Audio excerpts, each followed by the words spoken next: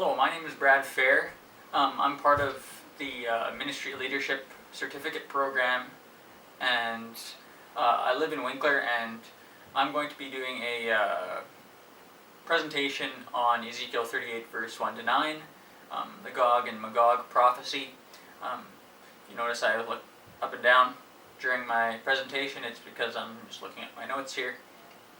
And yeah, just for more introduction, I just love eschatology, so I was excited to be given the assignment of Gog and Magog.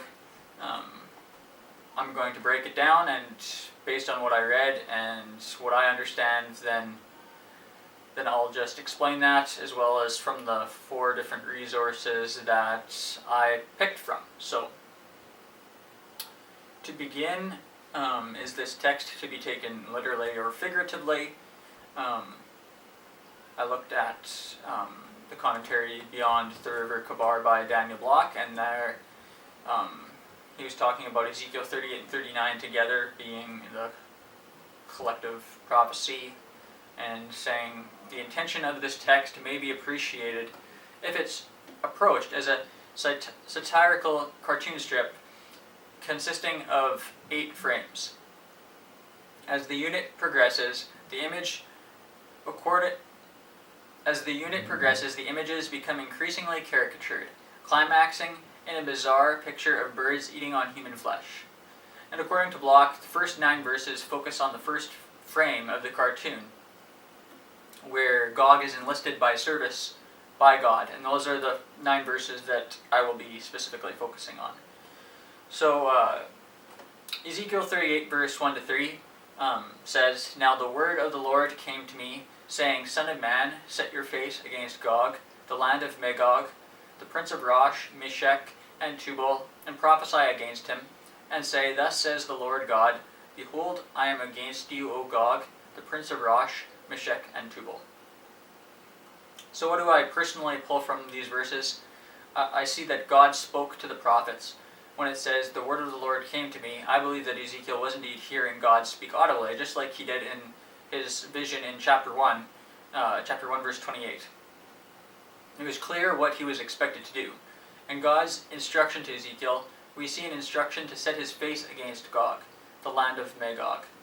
We talked about sign acts done by the prophets, and I see an instruction like "set your face against" as a type of sign done by Ezekiel to prove or to demonstrate that God's favor was not for them. He was setting his face towards Gog, but his face was not shining upon them as a sign of grace or peace, as we read in the blessing given through Moses in Numbers 6. So Numbers 6 says, verse 24 to 27, "The Lord bless you and keep you. The Lord make his face shine upon you and be gracious to you. The Lord turn his face toward you and give you peace." And who exactly was Gog, or what was Gog? Or where was Magog, rather? And what is Rosh, Meshech, and Tubal? Well, I'm personally not exactly sure, but let's look at the resources. So, Daniel Block in Beyond the River Kabar says we learn that there is no agreement on the interpretation of the name Gog. However, there is a likely explanation that Gog comes from Gyges, who was king of Lydia. Block says that names Gog and Magog may be artificial creations, but more likely that Magog would mean land of Gog, the territory of Lydia in western Anatolia. Meshech and Tubal would be northern kingdoms that Gog would have had power over. In the NIV application commentary by Ian Dugweed, it compares Gog to a mythical character similar to Arnold Schwarzenegger in Terminator. He says Gog and Magog have been identified as different world armies and powers through different centuries, including Arab armies, Mongol hordes, the Roman Emperor, the Pope, and most recently Russia. Robert W. Jensen in his Ezekiel commentary says, "Who Gog is not as important as what Gog and Magog represent. They represent sheer violence from the north. The nations of Meshech, Tubal, Gomer, Togarma all appear in Japheth's descendants in Genesis and are identified as living in the coastlands. But Jensen's main point, however, is that ethnic culture isn't Ezekiel's main point here. He is drawing attention how these people represent sheer violence. So moving on to 38 verse 4 to 6. I will turn you around and put hooks into your jaws and lead you out with all your army, horses and horsemen, all splendidly clothed, a great company with bucklers and shields, all of them handling swords.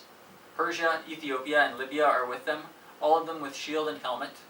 Gomer and its troops, the house of Togarmah from the far north and all its troops, many people are with you. So in verse 4 to 6, I see the sovereignty of God on display as we see this imagery of God taking control of the kingdoms and their armies and using them for his purposes. Daniel Block in Beyond the River Kabar points out another 3 kingdoms are revealed in these verses. Block says all 7 kingdoms, Meshech, Tubal, Persia, Ethiopia, Libya, Gomer, and Togarmah, are all distant to Israel and would represent kingdoms coming from the ends of the earth against Israel, with 7 being a number that is related to completeness, and the kingdoms being at the extreme ends of the known world. This is showing a universal conspiracy against Israel. Ian Dugweed says in the NIV application commentary that the point of the text is not that at some distant point in the future will nations oppose Israel, while others rally to help her.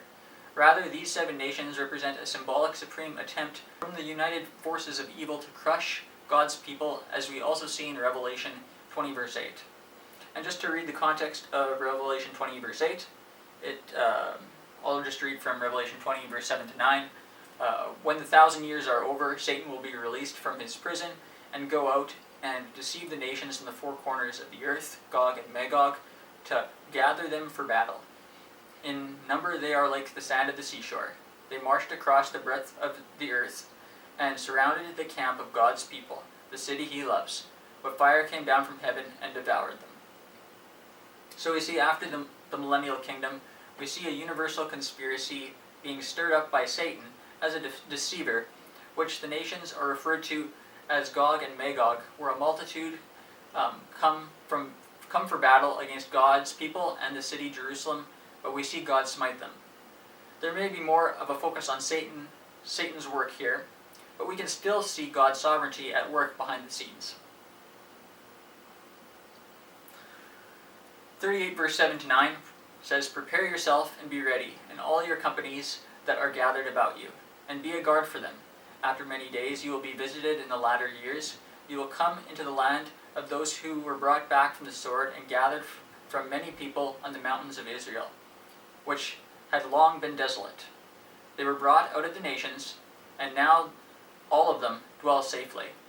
You will ascend coming like a cloud, and all your troops and many peoples with you." As I read verses 7 to 9, I see a charge put out to Gog. Him and his kingdoms are to be ready, for God will be using them in the latter years to come into Israel, a land which was desolate for many years, but once again is a nation.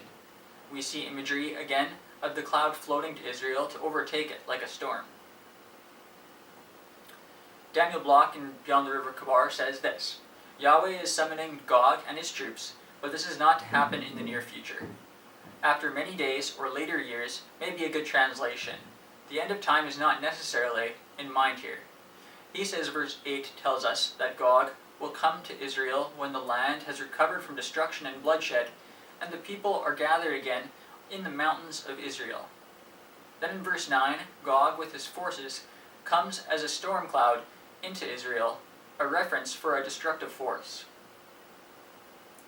In an Ezekiel commentary by Nancy Bowen, Bowen talks about a retribution theology that's present in how when Ezekiel wrote that Yahweh had summoned kings from the north like Babylon and Assyria to come and destroy Israel, and Judah because of Israel's disobedience.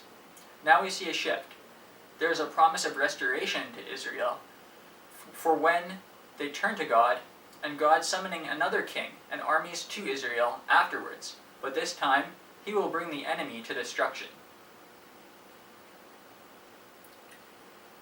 So how does this affect today how we think, live, and minister?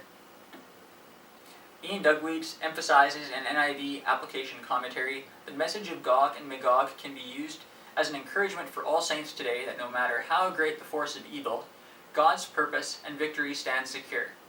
The enemy's plans come to nothing. God's enemies will be judged, and those who trust God will find refuge.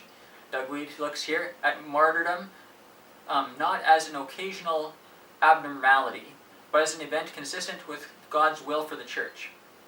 Here is a direct quote. God himself may bring tribulation on his people just as he brings Gog. The reason for that apparently strange fact is that the blood of the martyrs is not merely the seed of the church, but is a sign of the kingdom. It is not merely by our love that the world will know we are Christ's disciples, but by our blood. I really like the emphasis in his commentary about trusting God in tribulation, and how nothing sets us apart from the love of Christ, like Paul says in Romans 8. I felt there was a good balanced emphasis on God's power to deliver from evil and God's power to help people endure while in the midst of the chaos. In a more personal response, I think we first of all need to set our mind on hopeful passages or promises like the Gog and Magog prophecy. If we don't have prophetic promises to think about, we will labor and burn out when adversity strikes. When we see the end as victory, we can be more positive, thankful, and praiseworthy to God for his sovereign wisdom and purpose for us. This includes ministry knowing we are ambassadors for God.